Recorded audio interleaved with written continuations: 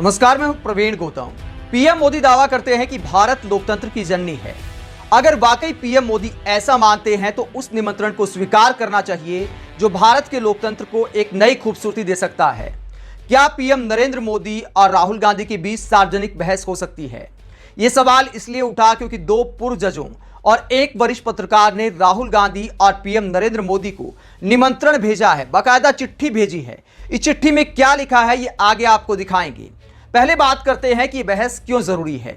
यह बहस इसलिए जरूरी है क्योंकि दोनों तरफ से तरह तरह के आरोप लगाए जा रहे हैं। राहुल गांधी और विपक्षी नेता कहते हैं कि मोदी सरकार आरक्षण खत्म करना चाहती है। कई तरह के नेताओं के बयान भी सामने आए हैं और इसको लेकर पीएम नरेंद्र मोदी कहते हैं कि कांग्रेस आरक्षण खत्म करना चाहती है। दोनों तरफ से आरोप प्रत्यारोप लगाए जा रहे हैं। पीएम मोदी कांग्रेस के मैनिफेस्टो के बारे में तरह तरह की बात करते हैं कि इस पर मुस्लिम लीग की छाप है, मंगलसूत्र छीन लेंगे, गहने छीन लेंगे, कार छीन लेंगे, साइकिल छीन लेंगे, बहस छीन लेंगे। तो इन सारी बातों को लेकर सवाल जवाब आपस में ही क्यों ना हो जाए। कोशिश करें इस चुनाव में कि अंबानी अडानी से कितना माल उठाया है, क्या टेम्पो भर करके नोटे कांग्रेस के लिए पहुंची है, क्या सौदा हुआ है। आपने रातों रात अंबानी अडानी इनको गाली देना बंद कर दिया। जब पीएम मोदी कोई बात कहेंगे तो राहुल गांधी उसका काउंटर करेंगे। अडानी नाम है, आप जानते हो, उसकी नजर आपकी जंगल, जमीन और जल पर है और नरेंद्र मोदी उसके लिए काम करता है।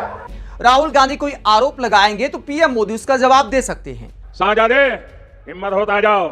यह बहस इसलिए भी जरूरी है क्योंकि मीडिया ने अपना काम बंद कर दिया है। तो मीडिया एंकर की तरह पीएम मोदी को भी मीडिया से शिकायतें हैं। पीएम मोदी ने भी अपने कई इंटरव्यू में कहा कि मैंने 10 दिन तक इंतजार किया कि कांग्रेस के मैनिफेस्टो को लेकर मीडिया वो सवाल उठाएगी जो मैं उठा रहा हूं। तो पीएम मोदी ने भी मीडिया पर सवाल उठाए और राहुल गांधी तो लगातार मीडिया पर पीएम मोदी के लिए काम करने का खुल्लम खुला आरोप लगाते आए हैं। तो मीडिया एंकर की भूमिका दोनों नेता निभा सकते हैं और एक दूसरे से काउंटर सवाल कर सकते हैं। देश की जनता जागरूक हो सकती है, इसलिए यह बहस जरूरी है। अब बताते हैं कि किन लोगों ने, किन हस्तियों ने पीएम मोदी और राहुल गांधी को यह निमंत्रण भेजा है। पीएम नरेंद्र मोदी और राहुल गांधी को भेजी गई इस चिट्ठी में तीनों नाम आप देख सकते हैं। पहला नाम है सुप्रीम कोर्ट के पूर्व जज मदन बी लोकुर का, दूसरा नाम है दिल्ली हाई कोर्ट के पूर्व मुख्य न्यायाधीश अजीत पी शाह का और तीसरा नाम है द हिंदू अखबार के पूर्व एडिटर इन चीफ रहे एन राम का। और इन तीनों ने यह कहा है कि हम खुली बहस का आयोजन करेंगे, निष्पक्ष होकर संचालन किया जाएगा, आप इस निमंत्रण को स्वीकार कीजिए।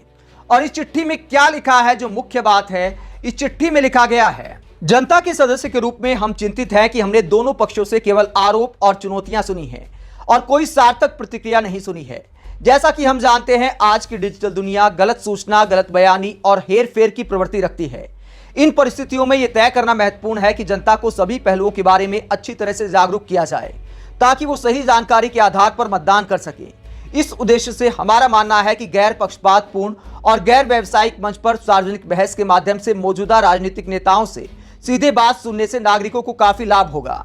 ये आदर्श होगा यदि जनता न केवल प्रत्येक पक्ष के सवालों को सुने बल्कि प्रतिक्रियाओं को भी सुने।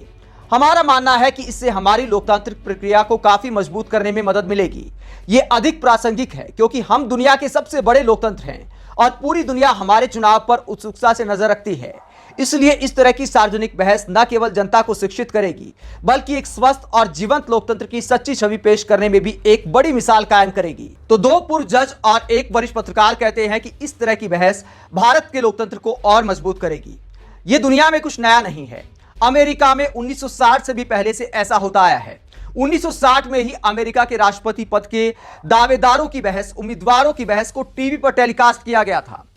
उसके बाद बहुत सारे चुनाव में ऐसा नहीं हुआ, लेकिन एक परंपरा बन गई। मतलब बीच में एक गैप आया था, उसके बाद एक परंपरा बन गई। कोई अनिवार्य नहीं है अमेरिका में, लेकिन दोनों उम्मीदवार सहमत हो जाते हैं तो चुनाव के बीच इस तरह की बहस देखने को मिलती है।